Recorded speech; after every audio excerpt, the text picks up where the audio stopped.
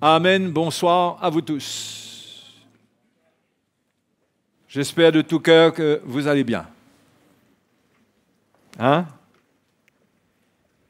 Et ce soir, nous allons passer un moment à nous encourager dans notre foi. Dans la foi. Ce qui est important avant tout, c'est avoir une disposition pour obéir au Seigneur. Il faut savoir que si Jésus, on dit qu'il est le Seigneur lui-même a dit, mais pourquoi m'appelez-vous Seigneur, Seigneur, et ne faites-vous pas ce que je dis? Ce qui veut dire que si on dit que Jésus est le Seigneur et qu'on ne fait pas ce qu'il dit, on annule notre foi. Notre foi est vaine.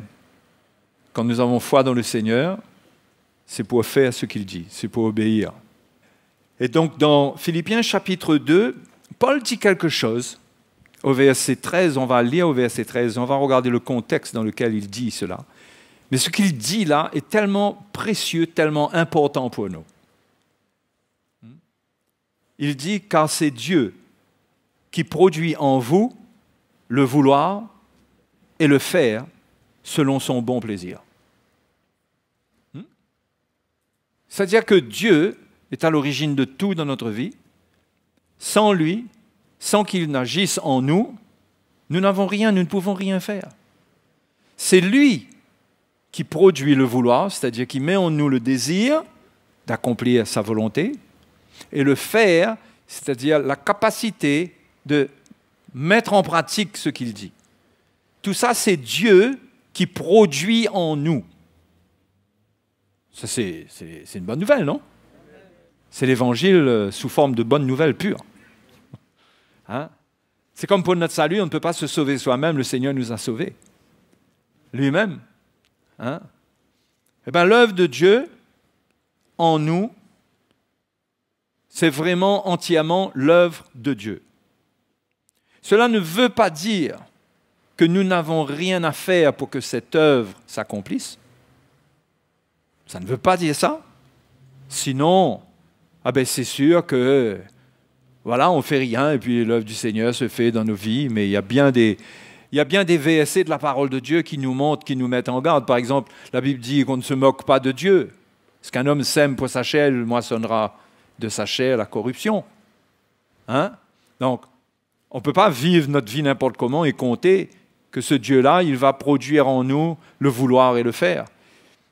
C'est pourquoi nous devons bien regarder dans quel contexte sont écrites ces bonnes paroles. Et au verset 12, un petit peu plus haut, avant, Paul dit « Ainsi, mes bien-aimés », toujours au chapitre 2, le verset 12, « Ainsi, mes bien-aimés, comme vous avez toujours obéi. » Vous vous souvenez, je crois que c'est la semaine dernière que je vous ai parlé de l'obéissance, ou dimanche, je ne sais plus. Comme vous avez toujours obéi. Donc déjà, il parle à des gens qui ont toujours obéi. D'accord? Vous savez, la Bible n'est pas écrite pour nous comme ça. Les Écritures s'adressent à des gens dans un contexte. Et il faut analyser, il faut comprendre le contexte. Sinon, on peut prendre des versets comme ça et dire, voilà, Dieu a promis. Il a promis qu'il va produire en nous le vouloir et le faire. Mais déjà, on voit que Paul dit « comme vous avez toujours obéi ». Donc, on voit là un peuple qui marchait dans l'obéissance. « Comme vous avez toujours obéi, mettez en œuvre votre salut ». Donc, le deuxième point, c'est que le salut qu'on a reçu, il faut le mettre en œuvre. C'est-à-dire que ce salut peut rester sous une forme stérile. Il peut ne pas avoir de puissance dans notre vie. C'est là, mais il n'y a rien qui pourrait se passer là.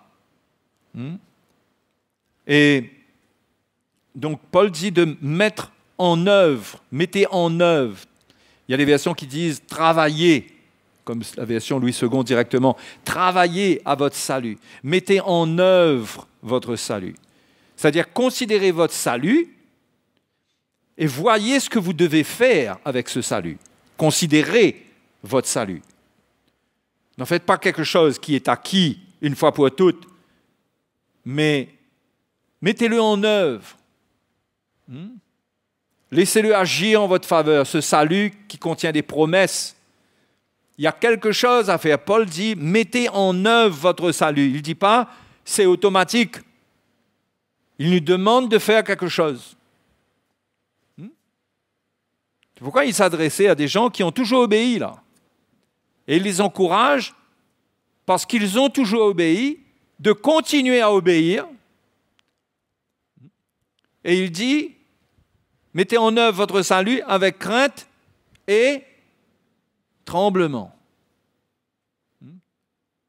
Ce qui nous montre bien que la mise en œuvre de notre salut est presque salutaire pour la suite de notre vie. On ne peut pas faire n'importe quoi avec notre salut. Il faut le mettre en œuvre. Non? Si Paul parle il dit avec crainte et tremblement. Pourquoi craindre et trembler?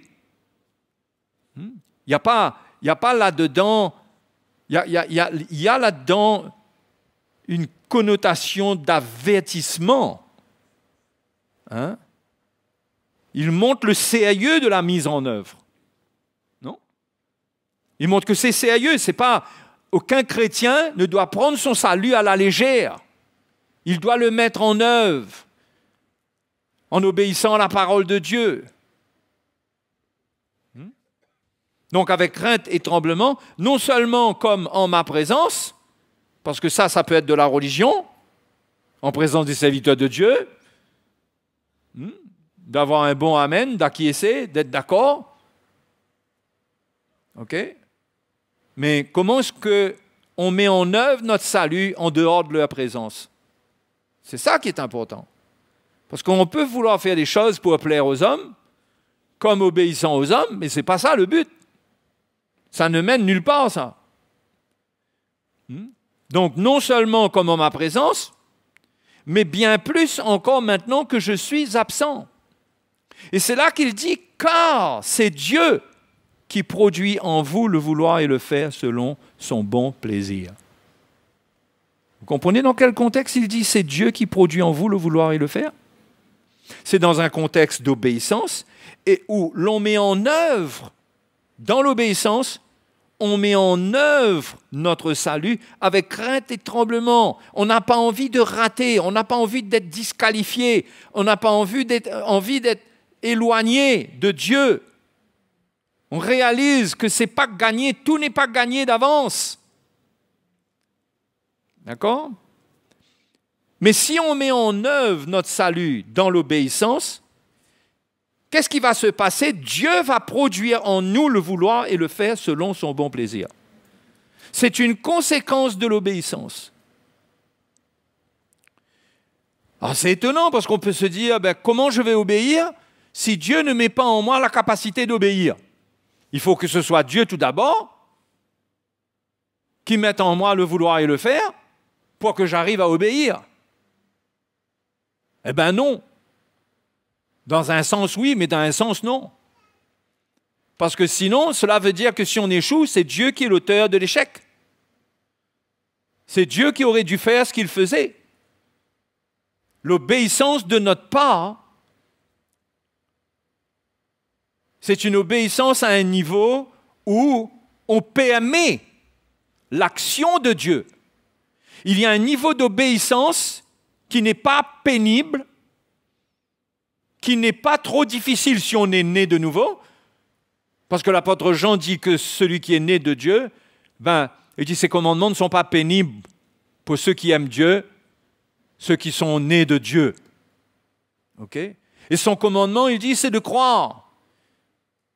C'est de croire en son Fils et de nous aimer les uns les autres. Il dit, voilà le commandement.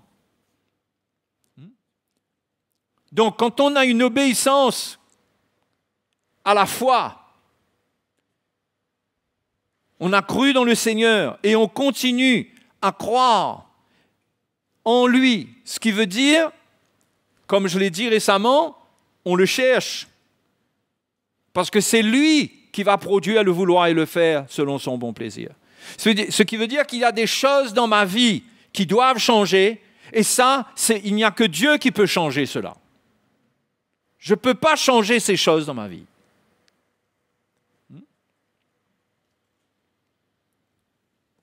Il faut qu'il y ait de ma part une obéissance et une mise en œuvre, c'est-à-dire que j'ai l'intelligence du plan de Dieu pour mettre en œuvre le salut.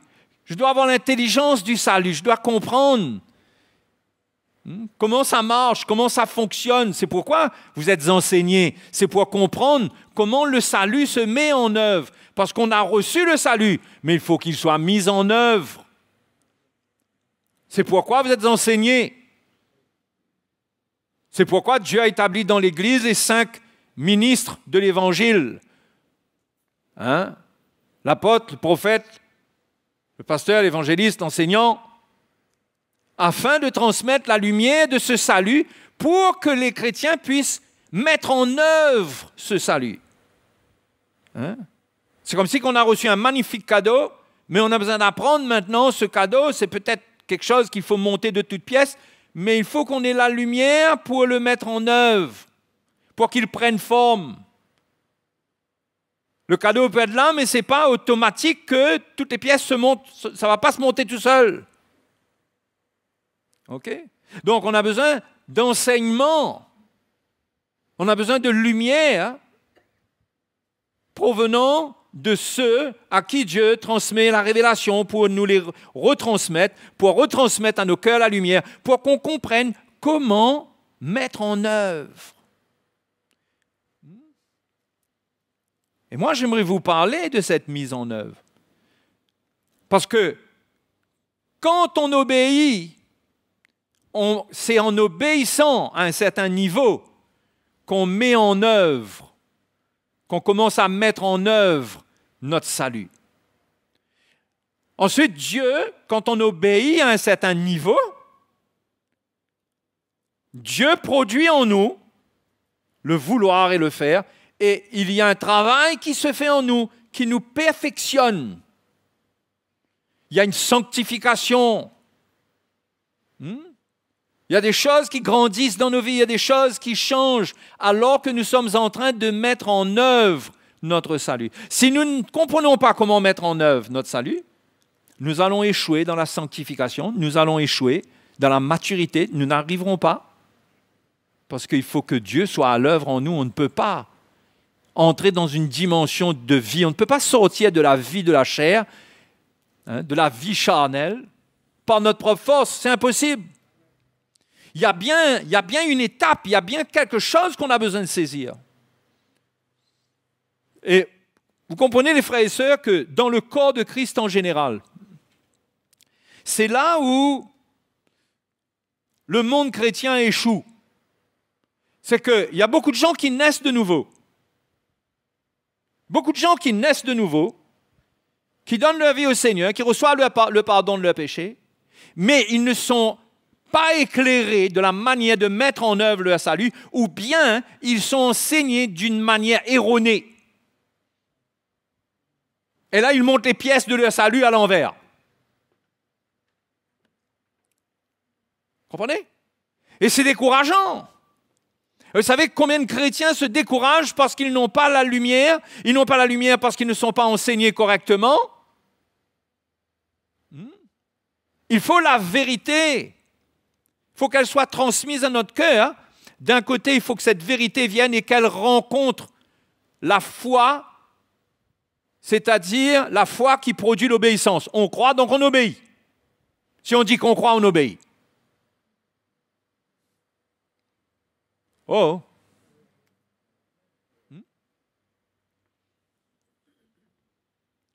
Et il faut la lumière de l'Évangile pour mettre en œuvre le salut.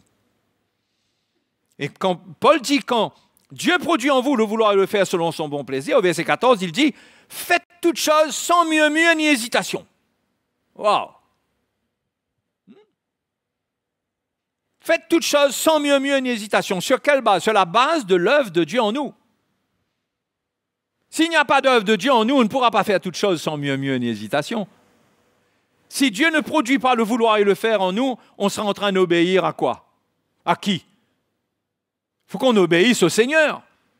ce qu'il fait dans notre cœur, on va pouvoir le mettre en œuvre, nous allons pouvoir le mettre en pratique, et on va faire tout ce qui nous est enseigné. On va le faire sans murmure, sans hésitation. Et ça va nous mener où? Verset 15 dit, afin que vous soyez irréprochables et purs, des enfants de Dieu, irréprochables au milieu d'une génération perverse et corrompue, parmi laquelle vous brillez comme des flambeaux dans le monde. C'est ça qui va se passer. Quand on a passé l'étape où on est dans l'étape et on persévère dans l'obéissance, on obéit toujours.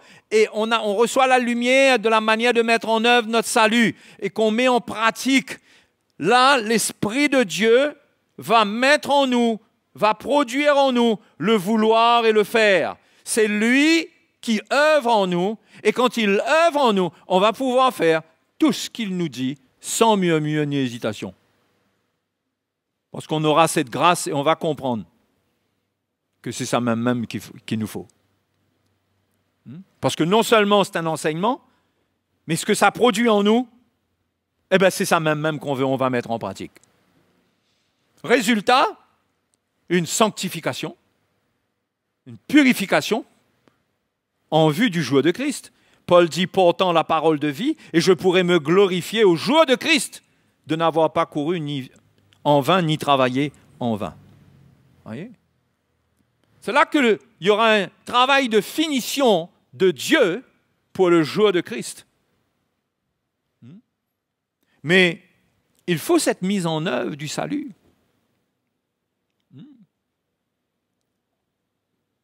Et cette mise en œuvre, dans Matthieu chapitre 6, pour vous donner un des points de vue de la mise en œuvre. Au verset 33, cherchez premièrement le royaume et la justice de Dieu. Un chrétien, il doit chercher le royaume et la justice de Dieu. Ça, ce n'est pas quelque chose qui demande de lui qu'il soit complètement transformé, libéré, capable de toute chose. Cherchez premièrement le royaume et la justice de Dieu. On met en œuvre quand on cherche le royaume. Quand on comprend, quand pour nous, dans notre cœur, le royaume passe avant tout. Premièrement, le royaume. Dieu n'est pas en premier lieu celui qui va nous gâter matériellement. Du tout.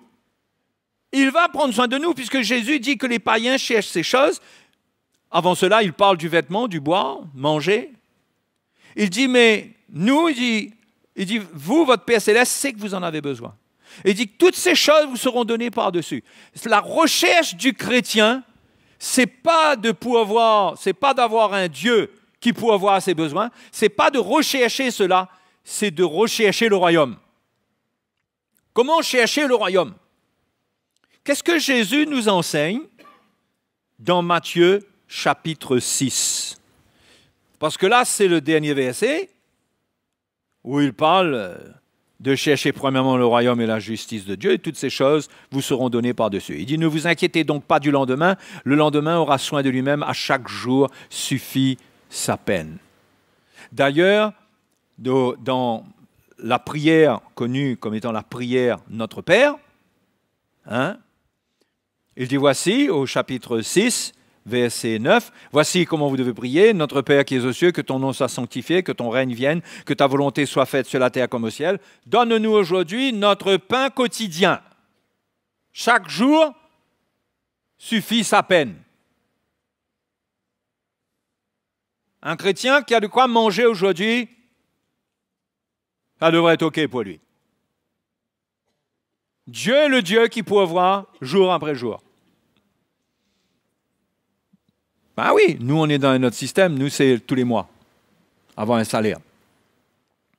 Mais l'attitude du chrétien, c'est que jour après jour, il persévère avec le Seigneur il prend sa croix, chaque jour, il cherche le royaume. Sa vie, c'est chercher le royaume.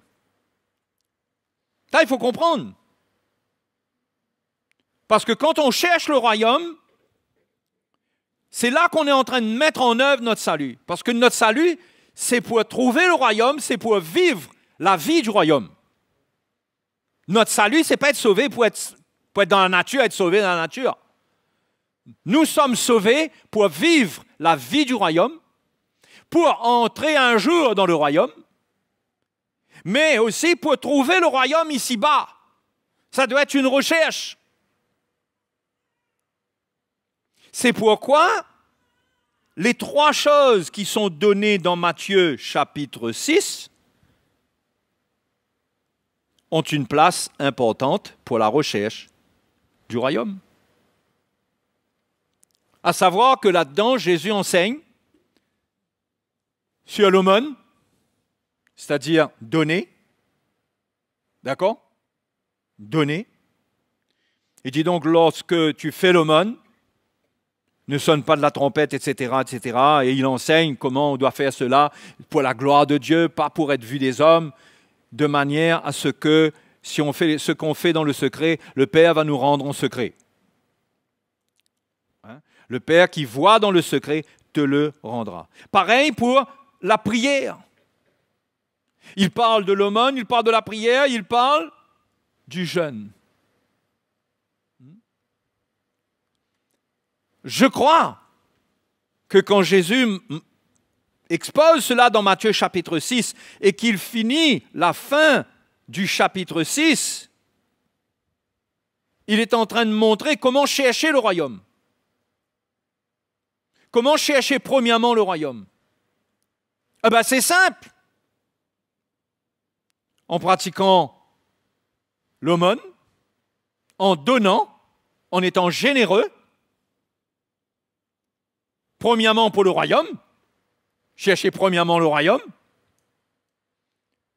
en priorité envers les frères en la foi, Galates chapitre 6 dit cela, de pratiquer le bien envers tous, et surtout envers les frères en la foi.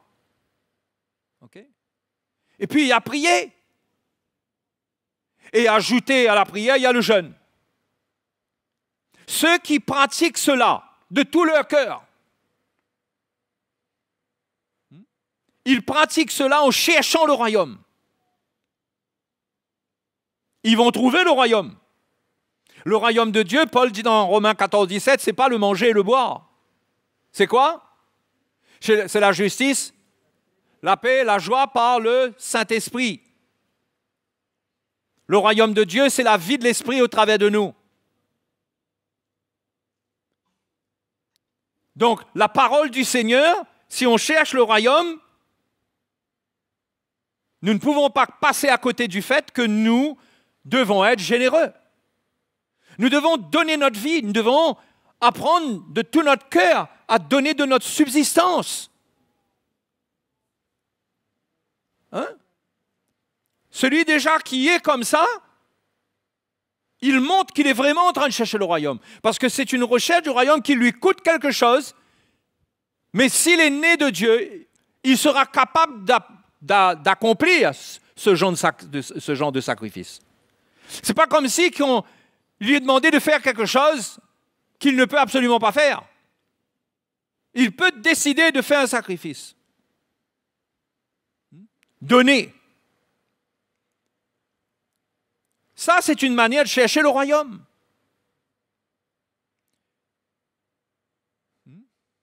C'est pourquoi on voit dans la parole de Dieu qu'il y a beaucoup de passages qui ont été utilisés par des hommes qui ont voulu manipuler cela et se remplir les poches avec ce que la Bible dit, comme si que ce que la Bible dit, c'est pour les enrichir. Hein? Et le peuple de Dieu a été trompé, mais la parole de Dieu est remplie de témoignages. Par exemple, l'église de Philippe était un peuple qui donnait, qui était généreux, qui prenait soin de l'apôtre Paul dans son ministère. Et je vous le dis ici, je ne le dis pas pour que vous me donniez quoi que ce soit. Moi, l'Église prend déjà soin de moi, donc ce n'est pas de ça que je parle là.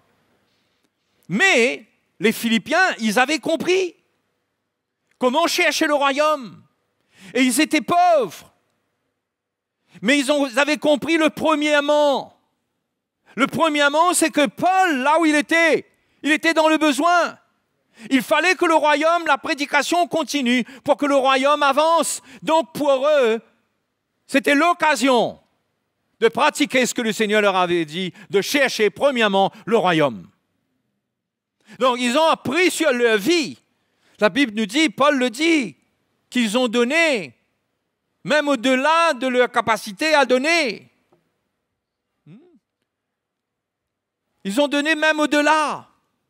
Pourquoi ? Parce qu'ils cherchaient le royaume et ils avaient compris que le royaume, on le cherche en soutenant le royaume, en donnant notre vie, en amenant notre subsistance pour soutenir l'avancement du royaume là où il y a des besoins.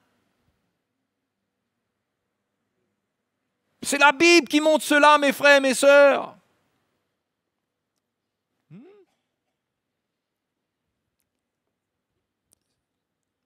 Si on va dans Philippiens chapitre 4.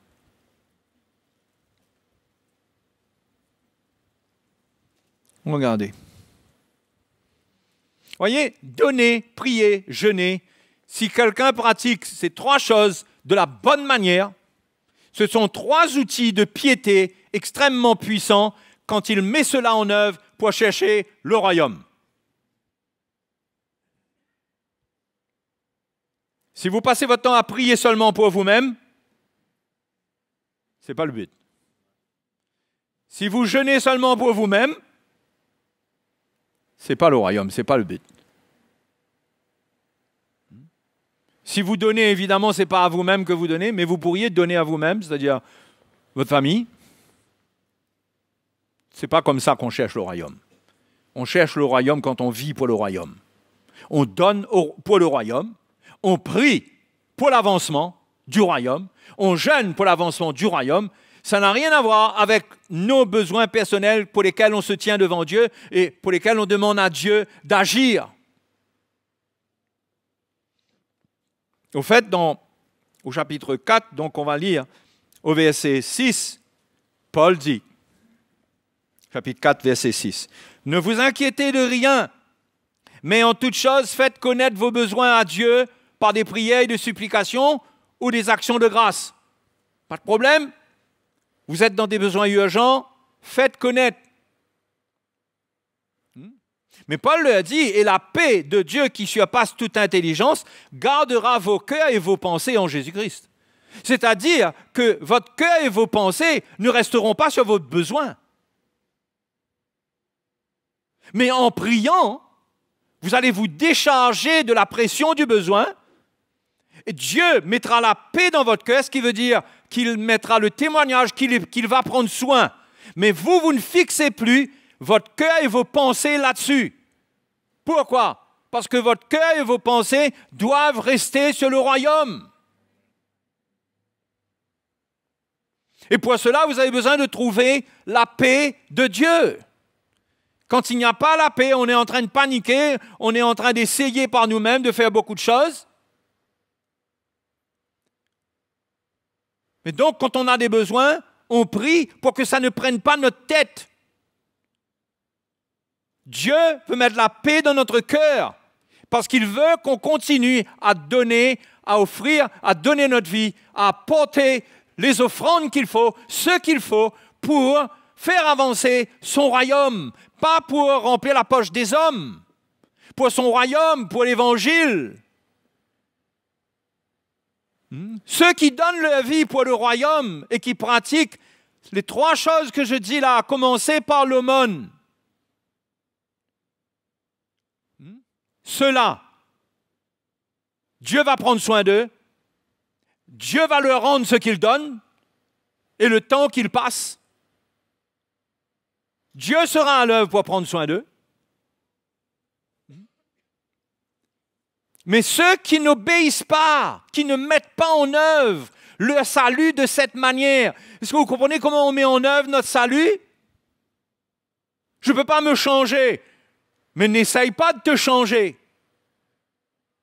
Bien sûr que je ne suis pas en train de dire continuer à vivre dans le péché quand je dis ça, là. Il y a une différence entre constater les choses qui doivent changer dans notre vie et être en train de vivre dans le péché.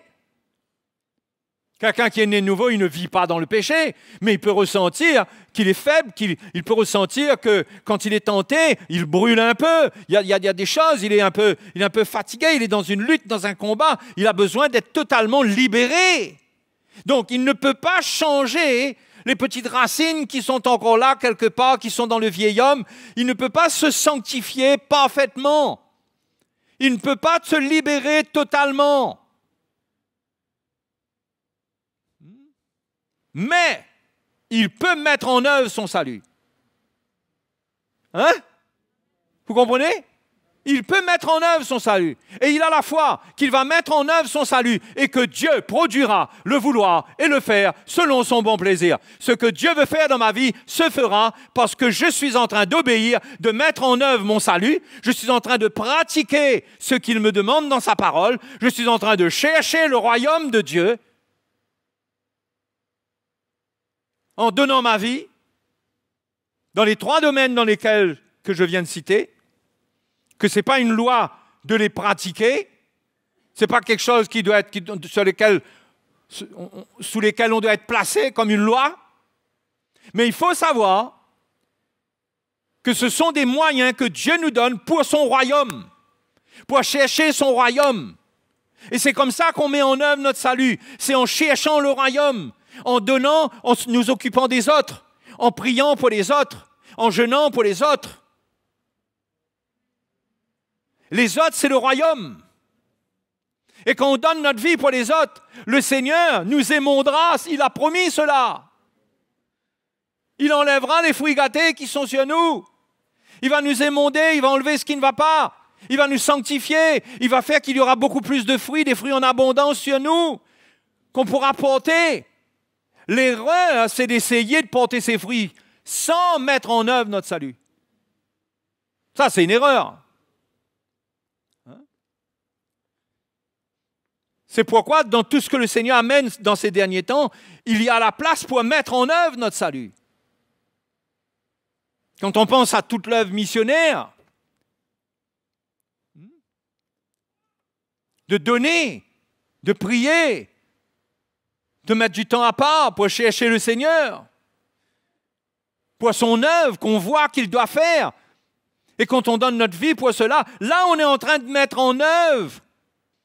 On peut tourner en rond comme dans un désert dans la vie chrétienne parce qu'on n'obéit pas. Déjà obéir à ces 3 choses. Déjà être quelqu'un qui donne sa vie, qui vit pour le royaume, qui est généreux, qui soutient, quelqu'un qui prie, qui s'associe avec les autres pour prier, pour chercher Dieu pour les besoins de l'Église, pour les besoins du royaume, qui jeûne, qui met du temps à part, chacun selon sa capacité, selon sa force, personne ne donnant la même quantité, personne ne priant la même quantité, jeûnant la même quantité, mais il doit y avoir quand même de bon cœur, un esprit de sacrifice dans ce qu'on est en train de faire. Et là, on cherche le royaume, on cherche les choses d'en haut. Attachez-vous aux choses d'en haut. C'est quoi les choses d'en haut? C'est ce qui préoccupe le cœur du Seigneur.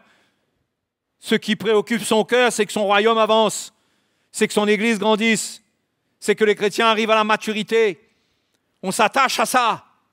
On donne notre vie pour ça. On veut l'œuvre de Dieu dans notre vie. On veut que Dieu produise en nous le vouloir et le faire, pour qu'on arrive, nous aussi, à porter plus de fruits. Et que l'Église entre dans la maturité et dans la sanctification, et que autour de nous, les frères et les sœurs grandissent. Mais chaque chrétien doit entendre cet appel de Dieu, que l'Évangile, là, c'est pas pour une élite. Il n'y a pas d'élite. L'Évangile, c'est pour nous tous qui sommes nés de nouveau, si nous sommes nés de nouveau. Il faut obéir. Jusqu'à quand on va vivre une vie où on ne prie pas? Après, on va trouver drôle qu'on est faible, qu'on tombe, qu'on pêche. Hein? On n'arrive pas à prendre contrôle de notre chair. On est avare, on a du mal à participer dans des projets. Hein? On est des picsous. C'est picsous même, ça?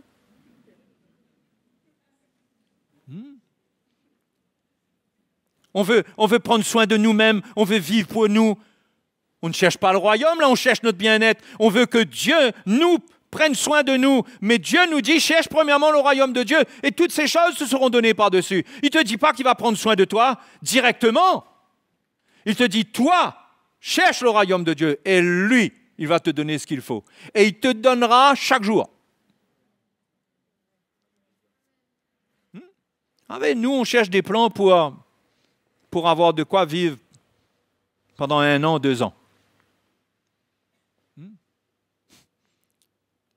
Mais ceux qui cherchent le royaume de Dieu, allons dire que quelqu'un qui cherche parfaitement le royaume de Dieu, il n'épargne même pas. Je ne suis pas en train de dire qu'il ne faut pas épargner, là. Mais quelqu'un peut se dire, c'est comme ça que les chrétiens de l'Église primitive, qu'est-ce qu'ils faisaient? Ils vendaient leur propriété. Ils mettaient ça au pied des apôtres. Pourquoi? Pour faire plaisir à l'apôtre Pierre? Pour idolâtrer l'apôtre Pierre? Pour dire à l'apôtre Pierre, ah, on reconnaît que tu es un grand apôtre. On te donne cet argent, allez, va te bâtir une maison. La Bible dit que ce qu'ils apportaient était distribué et mis en commun. C'était pour le royaume. Ils donnaient pour le royaume. Donc, ceux qui ont la lumière du royaume, qui voient le royaume, il y a quelque part une générosité qui leur coûte, mais ils sacrifient, ils mettent en pratique pour le royaume. Et quand ils le font de la bonne manière, sans sonner de la trompette, Jésus dit, ton Père céleste te le rendra. Qui voit dans le secret, te le rendra. C'est là, quand il te rend, c'est là que tes besoins sont pourvus. Parce que ce que tu sacrifies n'est jamais perdu avec le Seigneur. Hein? Oui ou non? C'est pourquoi le Seigneur dit, dans Matthieu chapitre 6, si on retourne un petit coup vite fait, hein? Après qu'il donne les 3 éléments dont je vous parle, là, l'aumône, la prière, le jeûne, il dit au verset 19, « Ne vous amassez pas des trésors sur la terre, où la teigne et la rouille détruisent, où la banque peut faire faillite. » Ça, c'est une version moderne. Hein? Où tout peut s'écrouler, où l'économie peut s'écrouler. Il dit non, où la teigne et la rouille détruisent et où les voleurs percent et dérobent. Mais amassez-vous des trésors dans le ciel. Vous voyez la recherche du royaume? Amassez-vous des trésors dans le ciel où la teigne et la rouille ne détruisent point et où les voleurs ne percent ni ne dérobent, car là où est ton trésor, là aussi sera ton cœur.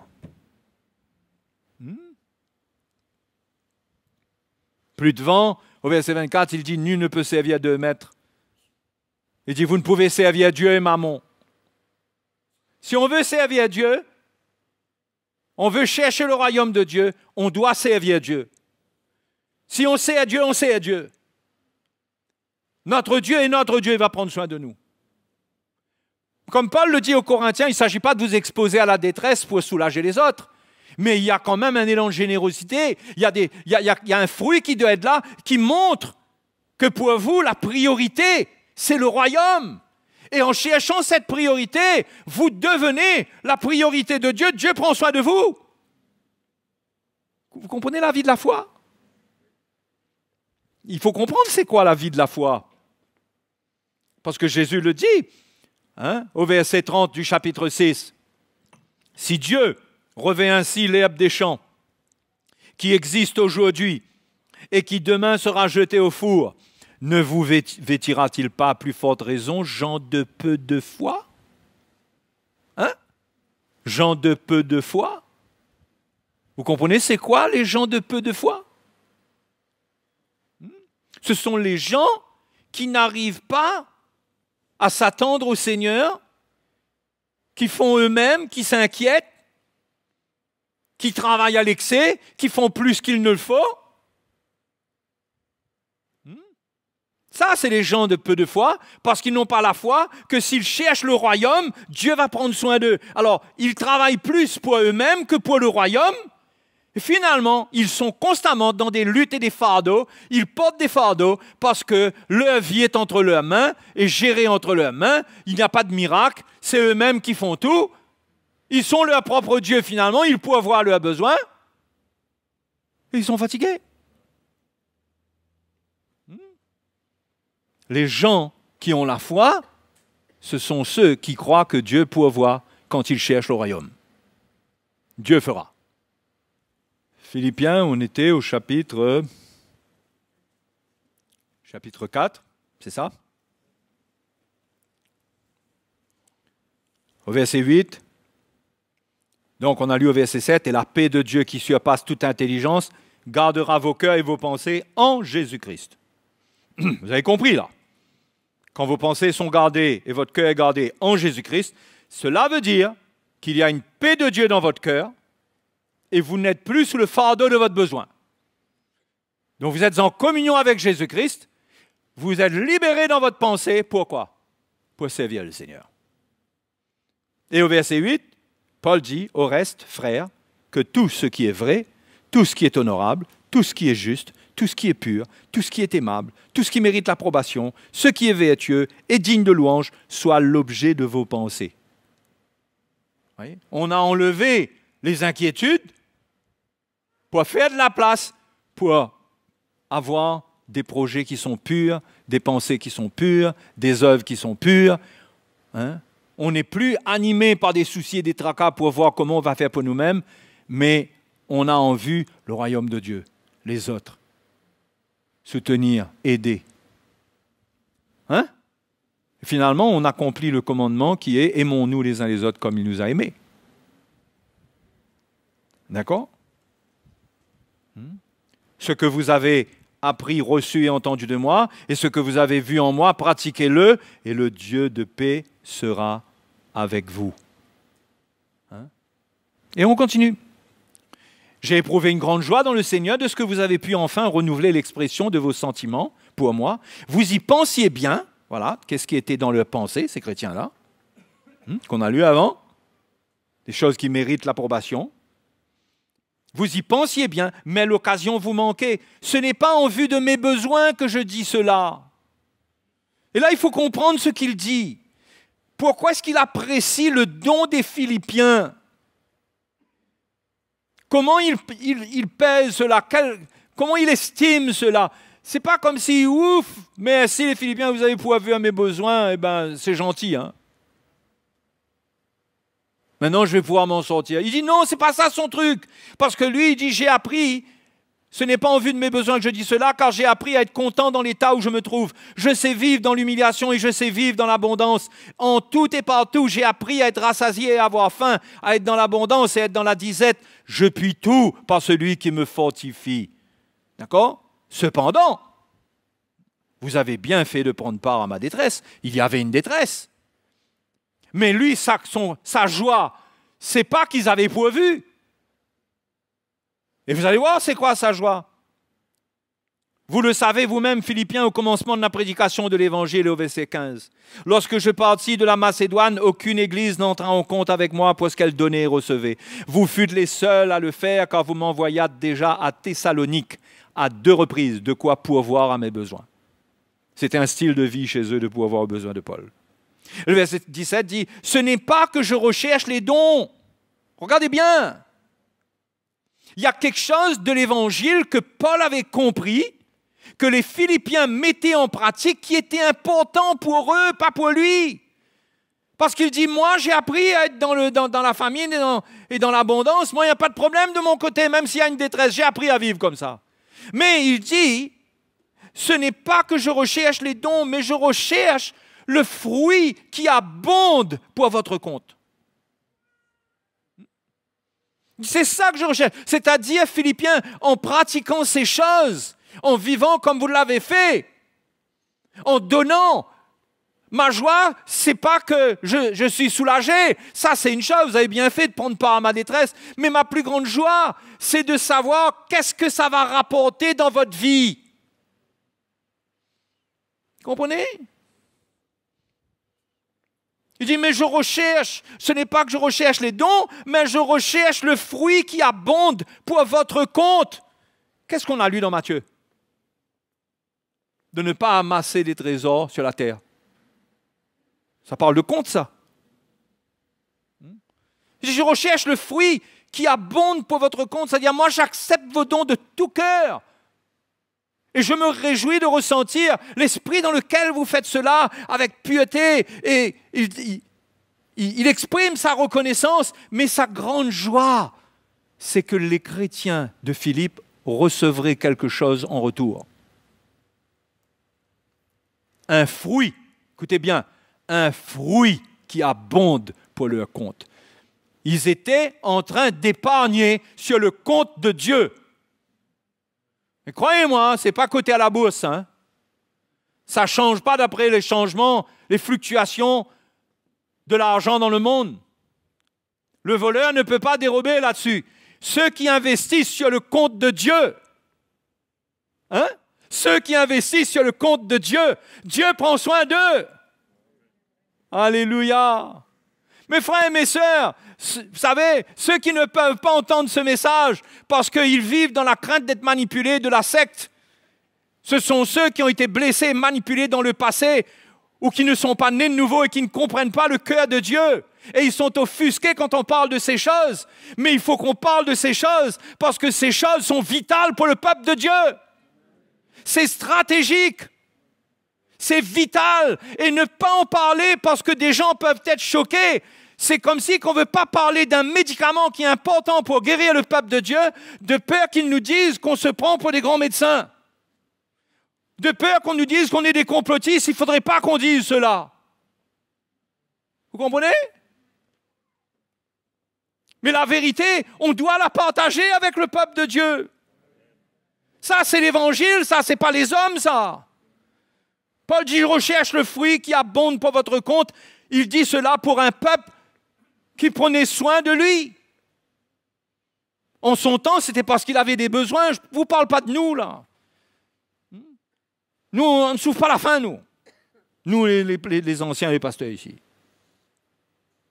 OK? Mais allons rapporter ça au royaume de Dieu. Au royaume de Dieu. À l'œuvre que Dieu doit faire dans le monde. L'avancement de l'évangile dans cette île même. Et qu'on voit le besoin. Et qu'on mise sur le compte de Dieu. Pas sur le compte des hommes. Mais parce qu'on est éclairé. Et on comprend comment mettre en œuvre notre salut. Et on comprend que c'est quelque chose qui est sérieux. Et je vais vous dire quelque chose. C'est tellement sérieux que notre nature charnelle n'aime pas cela. S'il y a une chose que les chrétiens n'aiment pas entendre parler, c'est quand on parle de l'argent. Allez, dites-moi. Parle de tout, frère, mais ne parle pas de ça. Attention, frère, parle pas de ça, ça peut choquer les gens. Mais si tu es un chrétien, tu es né de nouveau.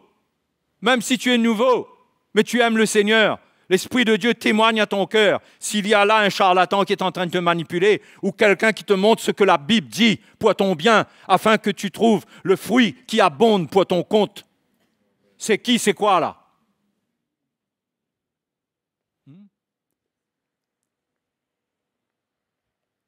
Et il y a un dégoût qui est venu dans le corps de Christ parce qu'il y a eu tellement d'abus. Mais mes frères et mes sœurs, nous devons guérir de nos abus. Nous devons retourner à l'Évangile et voir qu'est-ce que la Bible dit. Et nous devons choisir le terrain dans lequel nous semons. Nous devons faire attention. Nous ne devons pas nous laisser manipuler. Nous devons faire les choses avec conviction de cœur. Nous devons savoir si c'est l'Évangile. Nous devons savoir dans quelle direction nous allons. Chacun est responsable de ce qu'il fait, des décisions qu'il prend. Et ce qu'il fait, il le fait de bon cœur. Il le fait de bon cœur. Alléluia. Il le fait avec joie. Et ce que Paul dit vient pour lui. Et moi, je peux dire la même chose que ce que Paul dit. Je recherche le fruit qui abonde pour votre compte. Franchement. Si je prêche l'Évangile de cette manière, c'est parce que je recherche le fruit qui abonde pour votre compte. C'est-à-dire, sur ce compte, quand vous donnez votre vie, vous mettez en œuvre votre salut, vous donnez, vous priez, vous jeûnez, c'est pour le royaume.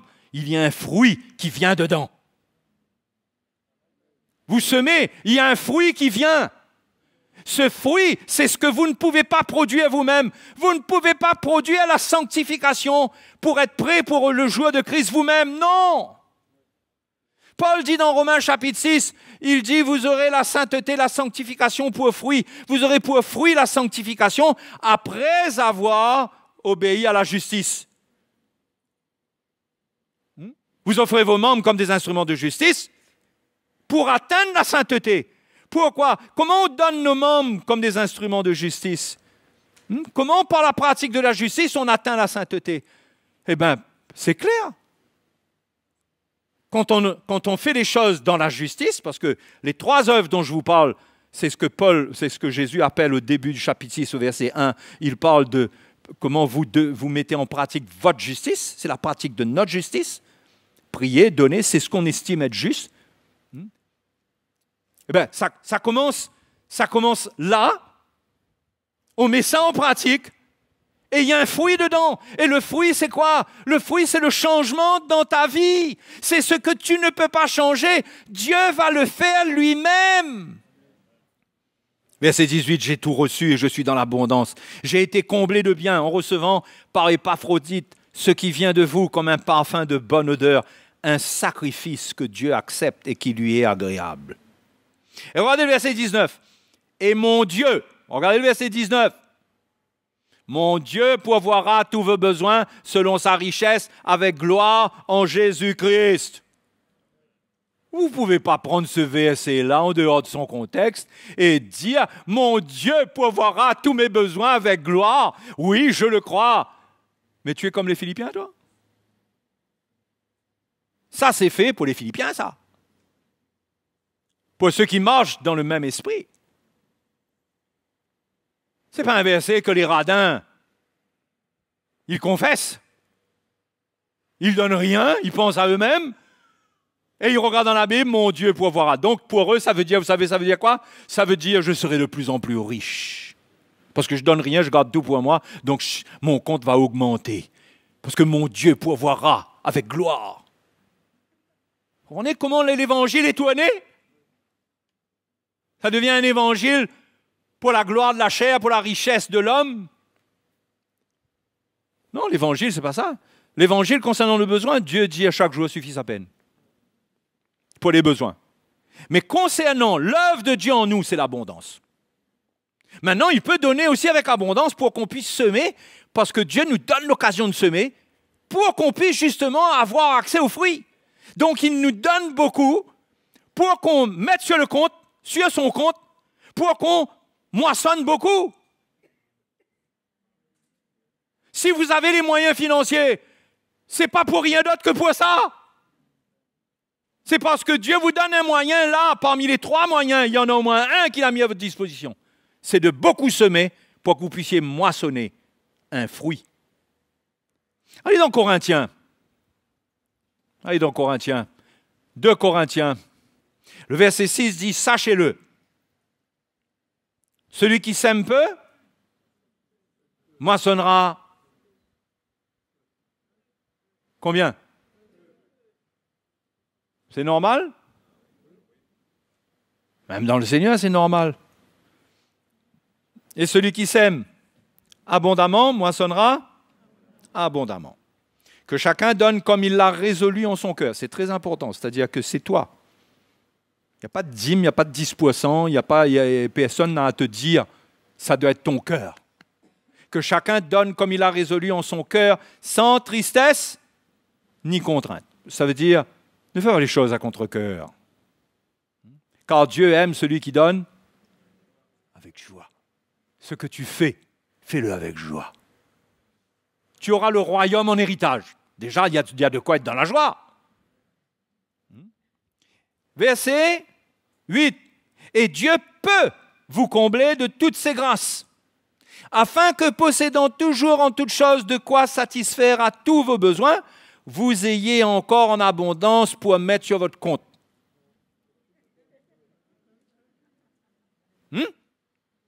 C'est ça qui est écrit là?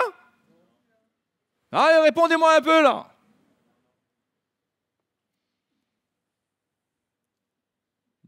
Paul dit, et Dieu peut. Il ne dit pas que Dieu va faire. Notez bien, il ne dit pas que Dieu va faire. Ce qui veut dire qu'il y a des gens qui vont expérimenter ça, il y a des gens qui ne vont pas expérimenter ça. Et Dieu peut vous combler de toutes ses grâces, afin que, possédant toujours en toutes choses de quoi satisfaire à tous vos besoins, vous ayez encore en abondance pour toute bonne œuvre. Vous comprenez? Pourquoi Dieu met beaucoup de semences dans la main de certaines personnes? Pour toute bonne œuvre, ça c'est un. Pour qu'ils puissent faire du bien. Selon qu'il est écrit, il a fait des largesses, il a donné aux indigents. Sa justice subsiste à jamais. Ça veut dire que, regarde bien, quand tu donnes, tu fais des bonnes œuvres, tu soutiens, tu fais ce qu'il faut, tu fais subsister la justice de Dieu, tu participes. Et tu peux célébrer que là, au travers de toi, sa justice subsiste à jamais. Le pauvre qui reçoit de toi, ceux qui bénéficient au travers de toi, il glorifie Dieu et il voit que c'est vrai ce que Dieu dit. Sa justice subsiste à jamais. Et tu deviens l'instrument de la justice. C'est pourquoi Paul dit dans Romains d'offrir nos membres comme des instruments de justice. Tu deviens l'instrument de la justice. C'est extraordinaire. Il a fait des largesses et il a donné aux indigents. Sa justice subsiste à jamais. Celui qui fournit de la semence au semeur et du pain pour sa nourriture. Deux choses, le pain pour sa nourriture, il pense qu'il aura de quoi manger, mais en premier, il fournit de la semence au semeur. Après vient le pain pour sa nourriture. D'accord? Ça, c'est important parce que sinon, tu vas prendre toute la semence, tu vas manger, après, il n'y aura plus de semence. Il faut que tu considères qu'il y a la semence pour semer, il y a un petit peu pour manger, mais tu fais un cas avec la semence avant. Tu fixes pas ta pensée sur le pain. Ta pensée est sur le royaume. Ce que tu as, il faut arriver à regarder que ce qu'on a, c'est de la semence. Est-ce que vous comprenez? Vous arrivez à regarder vos moyens comme ça? Petits moyens, grands moyens. Les Philippiens, ils n'avaient pas beaucoup de moyens, c'était des pauvres. Philippe, ce n'était pas une ville comme Corinthe, qui était des villes où il y avait le commerce qui circulait. Ce n'était pas des villes comme Rome. C'était une pauvre petite ville où les gens vivaient de l'agriculture d'une manière misérable. Mais ils étaient généreux. Ce n'est pas une histoire d'avoir les moyens. Il faut qu'on voit que ce qu'on a, ce que Dieu permet, le petit peu qu'on a, c'est une semence. Si vous prenez quelqu'un qui a la famine et il a un petit peu de semence, vous croyez qu'il va utiliser toute la semence? Tout ce qu'il aura fait que sa semence sera pour lui? Il va replanter. Il va faire attention. Il ne va pas tout prendre dans la semence. Il ne va pas dire on va faire un bouillon de semences. Il va faire attention à ce qu'il fait avec parce qu'il faut que ça redonne encore des fruits. Et le fruit redonne de la semence et ça continue et ça continue. Il est intelligent. Il ne saute pas dessus. Le chrétien doit être pareil. Il doit voir que ce que Dieu lui permet d'avoir, c'est de la semence. Tout ce que nous avons est une semence. Nous sommes libres ensuite. Nous ne sommes pas sous une loi pour dire nous sommes obligés. Non. Mais nous pouvons décider, nous pouvons voir cela d'une manière spirituelle et dire ça, c'est de la semence pour le compte de Dieu. Et dessus, je vais prélever une partie. Et ça, c'est pour le royaume de Dieu. Et là, je cherche le royaume de Dieu premièrement et sa justice. Non, je veux me rassurer avec vous. Je suis en train de vous demander de l'argent, là. Je suis en train de vous dire qu'il faut donner à l'ACMIR, là. Je vous parle du royaume de Dieu, je vous parle de l'Église. Je vous parle pour vous-même. Parce que tout ce que Dieu permet qui passe entre vos mains, c'est pour avoir de quoi faire des bonnes œuvres et c'est pour avoir de quoi semer parce que, regardez, verset 10, on relit, celui qui fournit de la semence au semeur et du pain pour sa nourriture, vous fournira et vous multipliera la semence. Et il augmentera quoi? Les fruits de votre justice. Et là, je ne crois pas que c'est l'argent, là. Là, c'est l'œuvre de Dieu dans ta vie. Il augmentera cela. Il augmentera cela. Et Dieu est fidèle. N'oubliez pas, mes frères et mes sœurs, que Paul a dit aux Galates, on ne se moque pas de Dieu. Écoutez bien, On ne se moque pas de Dieu. On ne dit pas, moi je suis chrétien, Dieu est mon Père, Dieu est mon Dieu, pourvoira à tous mes besoins, je fais n'importe quoi, je suis punk comme pas deux, je ferme mon cœur devant les besoins, hein? Je vis pour moi, j'organise ma maison, je n'ai pas un cœur, mon cœur ne bat pas d'un seul, il n'y a pas une cellule de mon cœur qui bat pour la souffrance des autres. Et là, je me dis, je suis chrétien, le Seigneur va prendre soin de moi. Non, Paul dit, on ne se moque pas de Dieu. Ce qu'un homme sème pour sa chair, il moissonnera de la chair la corruption. C'est-à-dire le contraire du fruit de la justice. Il va moissonner ce pourquoi il est en train de semer pour sa chair, il vit pour sa chair, il sème pour sa chair. Il va récolter de sa chair. Mais celui qui sème pour l'esprit moissonnera de l'esprit la vie. La vie. Qu'est-ce que vous voulez, vous? La vie ou la corruption? Bon, on commence par la corruption. Qui veut la corruption? La corruption de la chair, c'est-à-dire les mauvais désirs, c'est-à-dire vous voulez continuer avec un caractère qui ne change pas, vous voulez continuer avec ça. Hein? Vous voulez continuer avec la colère? C'est ça la corruption. Vous voulez continuer avec des pensées qui sont impures? Vous voulez continuer à ressentir que le péché sur vous domine sur vous? Vous n'avez pas de progrès, vous ne ressentez pas que vous commencez à être comme le dos d'un canard, là, les choses commencent à ne plus vous atteindre? C'est quoi votre vie? C'est quoi votre désir? Si vous ne cherchez pas la corruption, ne semez pas pour la chair. Semez pour l'esprit. Parce que celui qui sème pour l'esprit moissonnera de l'esprit la vie. On ne se moque pas de Dieu. Vous savez, on aime des messages qui nous font croire un tas d'histoires, qui nous encouragent pour qu'on reste dans notre confort, dans notre vie où on ne fait pas trop d'efforts et on va au ciel tout doucement. Là, on avance tout doucement. Là. On est en route là pour le ciel. Mais la corruption va nous attraper en route parce que le mal existe dans le monde et augmente dans le monde. L'iniquité est en train d'augmenter. La tentation devient forte. Il faudra la vie de Christ en nous pour dire non au péché dans ces derniers temps. Il ne suffira pas de dire « je suis né de nouveau en 1974 ». Excusez-moi si c'est votre cas. Il ne suffira pas de dire ça. Parce que l'adultère t'attend tout un an là. Après 30 ans de vie. Dans la religion, puisque ça sera de la religion. Il faut la vie du Seigneur, il faut la vie de celui qui a triomphé du péché. Et Paul dit dans Romains, il dit que nous serons sauvés par sa vie.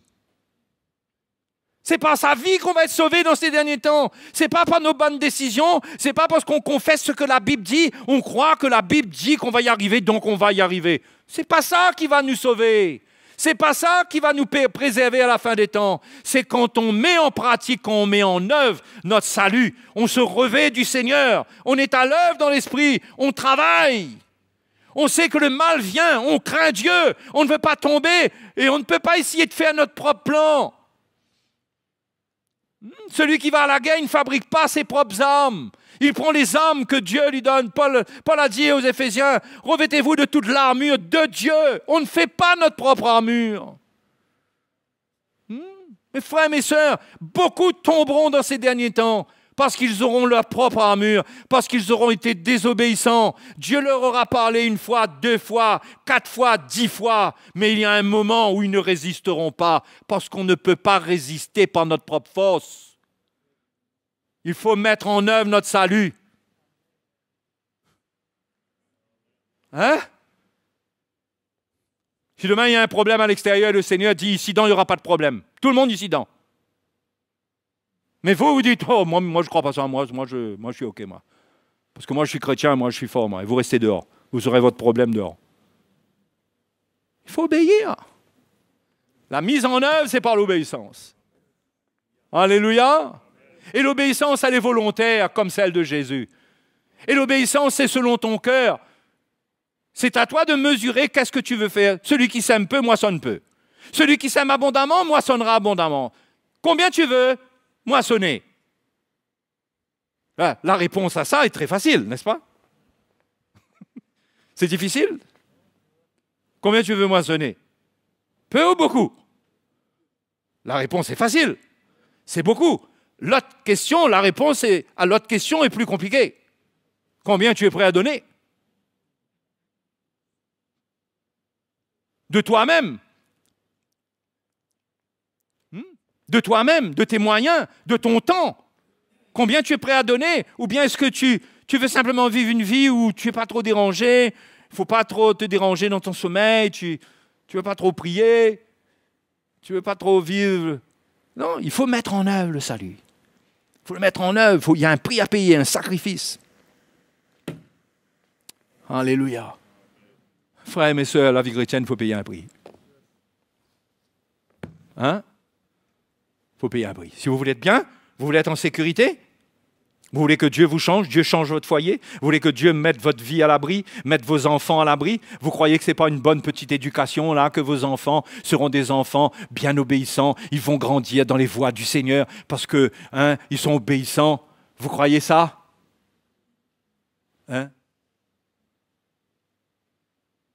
Votre famille, notre famille sera à l'abri quand la vie du Seigneur viendra en eux.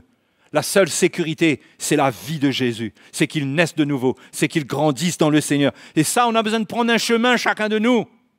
Pas le chemin de la religion, le chemin de la consécration au Seigneur et mettre en œuvre notre salut et prendre au sérieux. Il est temps de se lever pour prier, pour mettre en pratique la parole de Dieu, pour donner, pour faire nos aumônes, mettre nos affaires en ordre, mettre nos priorités en ordre. Premièrement, le royaume de Dieu. Ah oui, ça va être persécuté. C'est vous qui devez savoir. Qu'est-ce que l'Évangile vous dit pour votre bien? Et croyez-moi, tant que vous ne mettez pas en pratique la parole du Seigneur, vous bâtissez votre maison sur le sable. Ne croyez pas que vous êtes en train de bâtir la maison sur le roc, vous êtes en train de bâtir sur le sable. Il faut écouter et mettre en pratique. Pour mettre en pratique, il faut payer un prix. Ben oui, ça c'est inchangeable. D'accord? On ne peut pas changer ça. Chacun a un prix à payer. Si tu habites à Salazie et qu'il faut que tu viennes à l'église le dimanche à Saint-Pierre, c'est le prix que tu dois payer. On ne va pas faire monter l'église à Salazie. Comprends là? Chacun a un prix à payer dans sa vie. Si tu as une vie qui n'est pas facile parce que ton mari, ceci, cela, ta femme, ceci, cela, c'est ta vie. Mais tu as un prix à payer. Tu ne peux pas juste regarder à ça et dire « moi, je ne peux rien faire et moi, pour moi, c'est comme ça. » Non! Tu seras persécuté. Mais sers le Seigneur. Sers le Seigneur. Ah, mes enfants ne comprennent pas. Ah, mon papa ne comprend pas. Mais Jésus a dit justement, si quelqu'un, il ne me préfère, s'il préfère son père, sa maman, sa fille, sa femme, etc. à moi, il n'est pas digne de moi. Il l'a dit. Mais si tu veux la vie du Seigneur, cherche le royaume. À la manière que Jésus a dit. Pas besoin d'autre chose. Alléluia. Ce message vous a encouragé et béni. Pour aller plus loin, restons en contact. Abonnez-vous à notre chaîne YouTube et ne manquez aucune de nos publications. Retrouvez-nous également sur Facebook pour rester informés et échanger avec nous. Sans oublier nos podcasts à écouter sur SoundCloud. Vous trouverez plus d'informations dans la description. Que le Seigneur vous bénisse et à bientôt.